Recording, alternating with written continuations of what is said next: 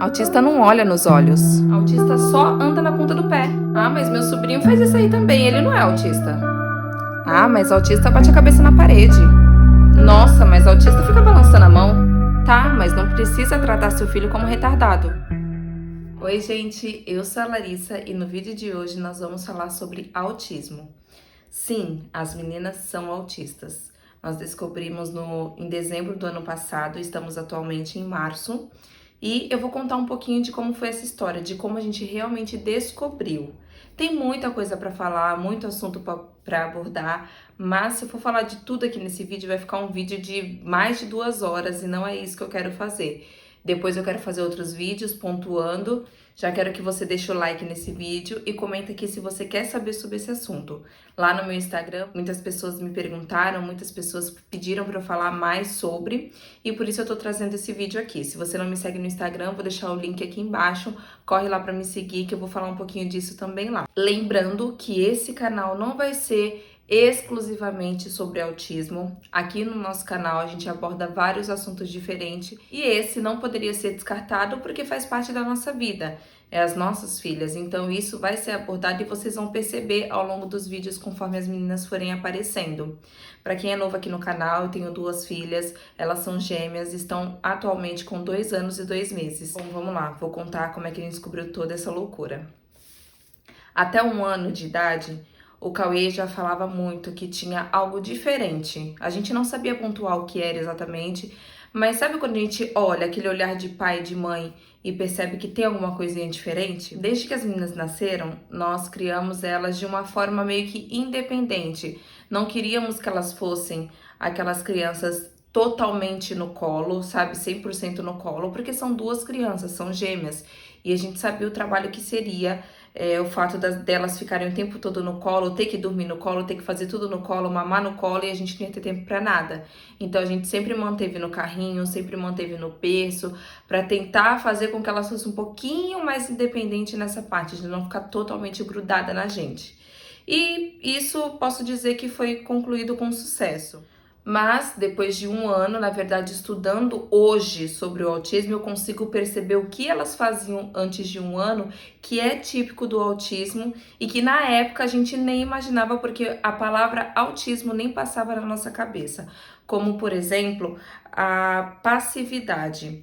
O autismo, ele é muito o extremo, ou ele é 8 ou ele é 80, ou a criança faz demais ou a criança faz de menos. Geralmente tem a média de tudo, né? Mas o autista, ou ele é demais para uma coisa ou ele é de menos para outras coisas. Fazem parte do grupo do menos.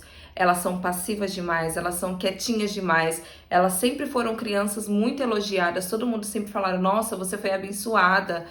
Elas são muito quietinhas, elas dormem a noite toda, elas dormem a noite toda desde 2 meses de idade. E isso realmente é raridade, porque eu vejo pelas minhas amigas, pessoas próximas de mim que têm filhos, que estão com um filho com quase 2 anos e ainda com dificuldade de dormir a noite toda. E isso é uma coisa que eu nunca posso reclamar, porque nunca aconteceu isso com a gente. Elas sempre dormiram a noite toda mesmo, não acordava de madrugada para mamar. E isso para mim na época era sempre uma maravilha.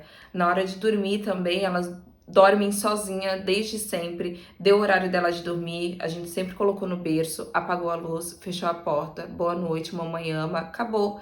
E saía do quarto com elas acordadas ainda. E ali não tinha choro, não tinha gritaria, não tinha reclamação. Elas ficavam ali quietinha, dava 5, 10 minutos, dormia sozinha. Nunca precisamos ninar no colo, nunca precisamos ficar no quarto, nunca precisamos ter aquela luta de colocar a criança para dormir. Sempre foi tudo muito fácil, porque elas sempre foram muito calminhas. E isso era uma coisa maravilhosa. Hoje, estudando o autismo, a gente vê que isso é típico do autista, de ser muito independente. Outra reclamação que a gente faz hoje, né, mas que na época não percebia, que a gente achava que era por conta da criação, é o fato de não sentir falta da gente. Por exemplo, deixo elas com alguém, né, para alguém cuidar delas. Eu saía de manhã para trabalhar, eu chegava à noite.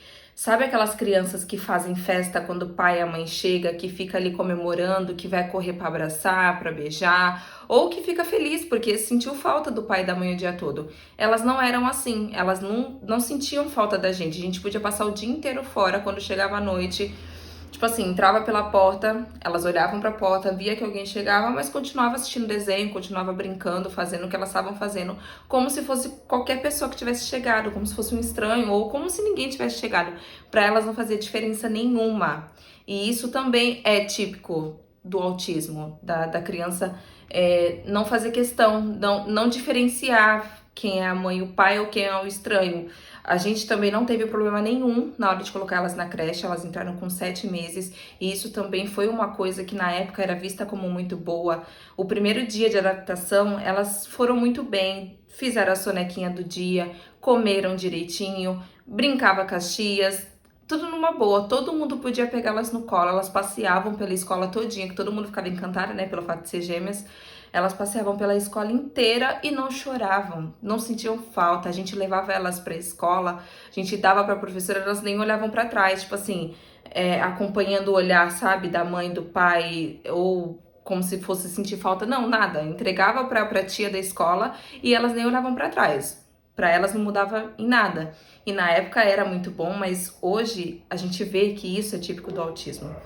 E aí, depois de um ano, a gente começou a perceber que essa diferença que a gente via nelas começou a ficar um pouquinho mais forte.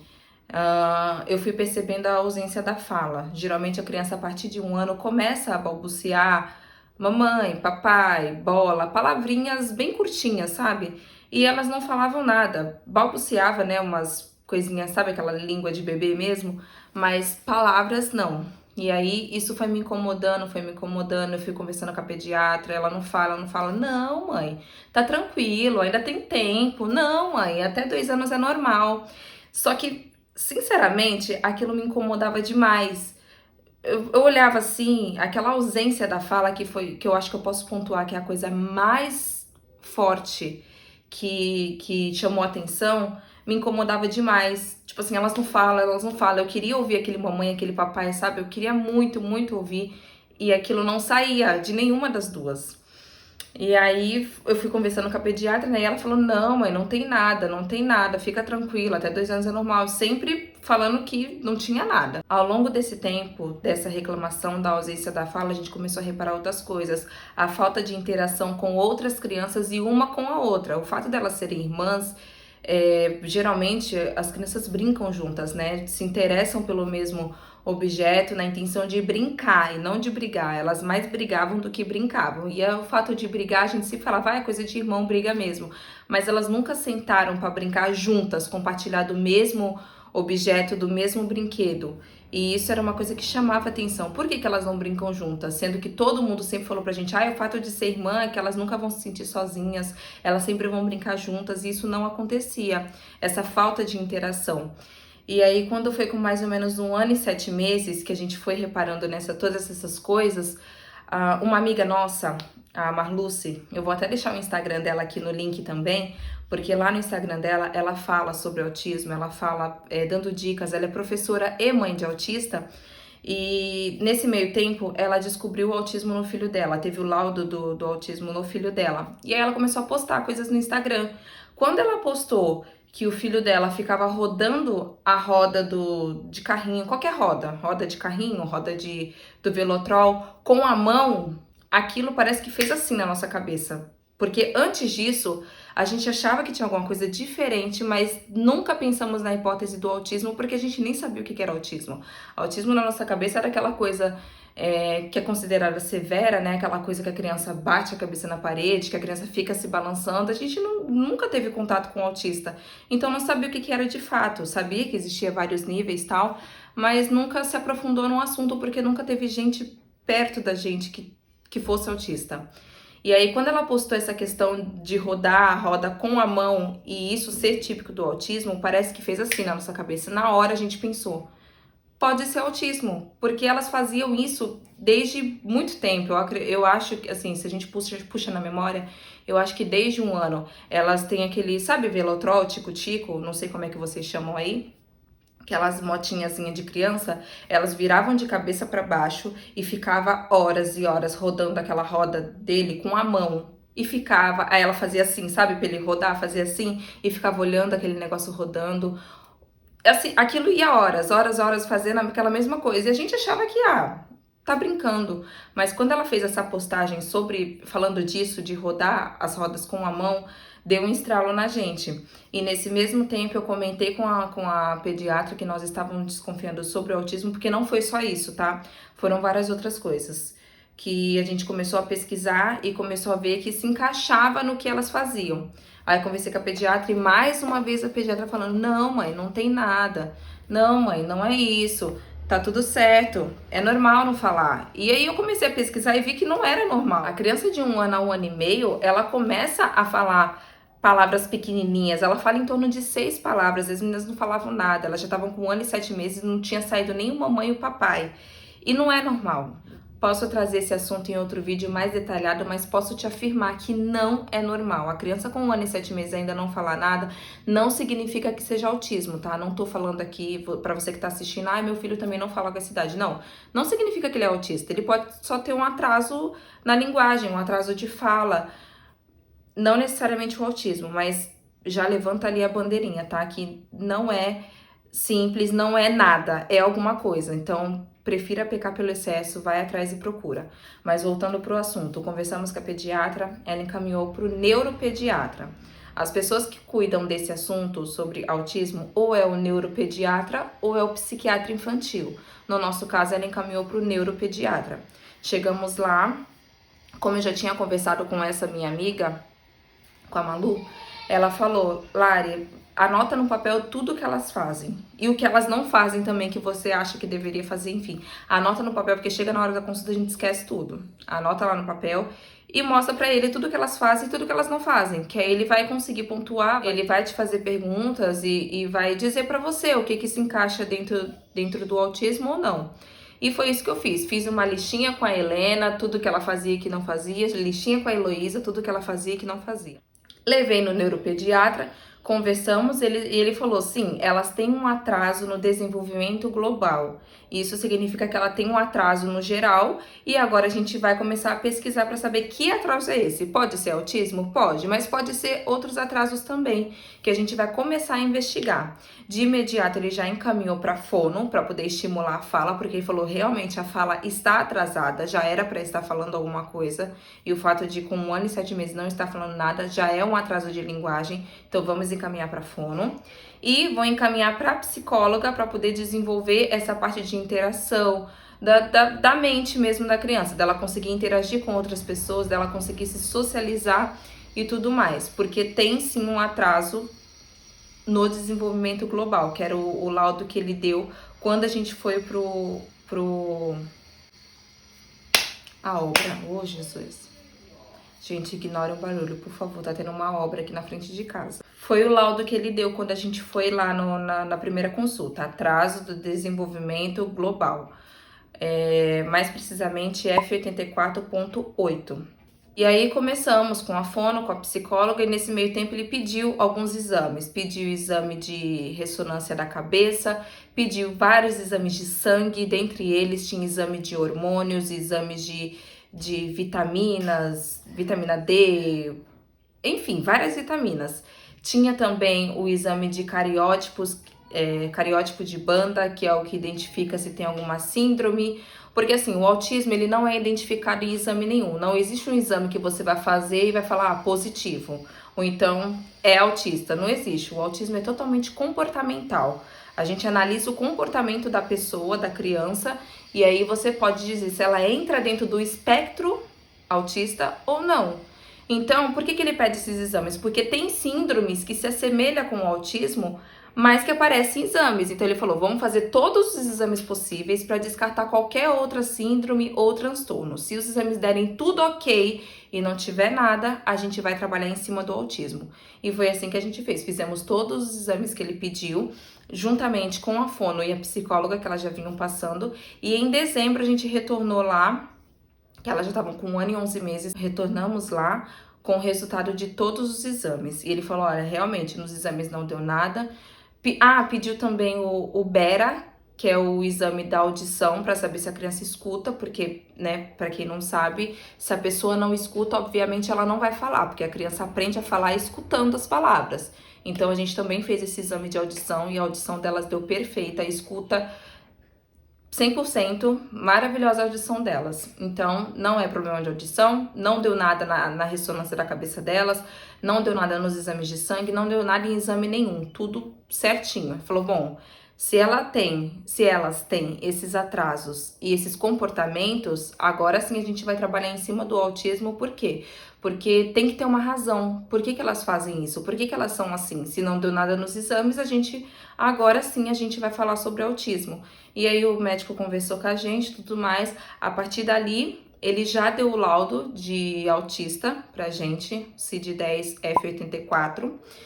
Já deu o laudo das duas e já encaminhou também para TO, que é a terapia ocupacional. Hoje elas fazem fono, fazem psicóloga. Antes do laudo elas passavam com psicóloga comum, não sei como é que fala, mas cada uma tinha sua psicóloga. Depois do laudo elas passaram com uma psicóloga especialista em autismo. Aí a mesma psicóloga atende as duas. Passa com fono, com psicóloga e com a terapeuta ocupacional. Isso tudo 3 vezes na semana para cada uma. E é assim a nossa vida hoje. Eu tô mergulhada no mundo do autismo, eu sigo várias mães de autista, entrei num grupo de mães de autista do estado de São Paulo, assisto várias lives também, porque eu acompanho no Instagram médicos, fono, pediatra, neuro, psiquiatra, eu acompanho muita coisa. Eu sou o tipo de pessoa que quando eu quero saber de um assunto, eu vou e me aprofundo nele. Isso todo mundo que me conhece sabe disso, né? Eu leio, pesquiso, eu fico mergulhada naquele assunto e é isso que eu tenho feito ultimamente. Eu tenho pesquisado muito e cada vez que eu pesquiso mais, eu vou deixando de ter dúvidas. Eu tenho certeza que elas realmente são. Só que tem gente que vai falar que, mas elas não têm cara de autista. Mas elas fazem isso, fazem aquilo. O autista não faz isso, gente. O autismo é uma coisa tão ampla, é um espectro, o próprio nome já diz. É uma coisa muito ampla. Não existe autista ou não autista. Cada autista é diferente, existem níveis diferentes, existem pessoas diferentes. Às vezes a minha filha autista vai fazer coisas que o teu filho autista não faz. E também tem aquele papo, mas meu filho também faz isso e não é autista. Será que não é? Não tô afirmando que é. Mas tem muita coisa que tem crianças que fazem e às vezes os pais se enganam. Então, assim, o que eu quero dizer com esse vídeo, né? Eu quero contar pra vocês como que a gente descobriu, de uma forma bem resumida. Não sei nem quanto tempo que tá dando esse vídeo, mas de uma forma bem resumida, porque tem muita coisa pra falar. O que eu pontuei aqui das minhas filhas não significa, se o teu filho faz, não significa que ele seja autista, tá? Eu quero deixar isso bem claro pra não pensar nada. Enfim, eu não quero afirmar que o filho de ninguém é autista. Eu quero aqui levantar um alerta, porque do mesmo jeito que foi importante pra mim ter esse laudo, esse diagnóstico precoce, que é muito importante, os médicos falam isso, que é muito bom, muito importante, porque quanto mais novo identificar, mais novo a gente trata e melhor a criança se desenvolve. Assim como aconteceu comigo, quero que aconteça com outras mães. Não que eu quero que elas descubram logo que o filho é autista, mas assim, entendam bem o que eu tô falando. Eu quero que as mães possam descobrir isso o mais cedo possível para conseguir tratar do seu filho e ele se desenvolver e ser uma pessoa super independente na vida futura, na vida adulta, na vida futura. Enfim, que ele seja independente no futuro. E é isso, gente. Me conta aqui nos comentários se vocês querem saber mais sobre esse assunto. Me conta se vocês querem saber de um assunto específico dentro do autismo, tá? Eu vou começar a trazer vídeos assim aqui pro canal, mas não vai ser esse o foco e não vai ser toda semana. Pode ser que eu poste a cada 15 dias, pode ser que eu poste uma vez por mês, não sei. Quem quiser acompanhar um pouquinho mais o dia a dia das meninas, me segue lá no Instagram, porque lá elas aparecem muito mais do que aqui. E acho que eu falei tudo. É muita coisa pra falar. Eu tô olhando aqui a minha colinha. Mas eu acho que eu já falei tudo que eu precisava falar nesse vídeo.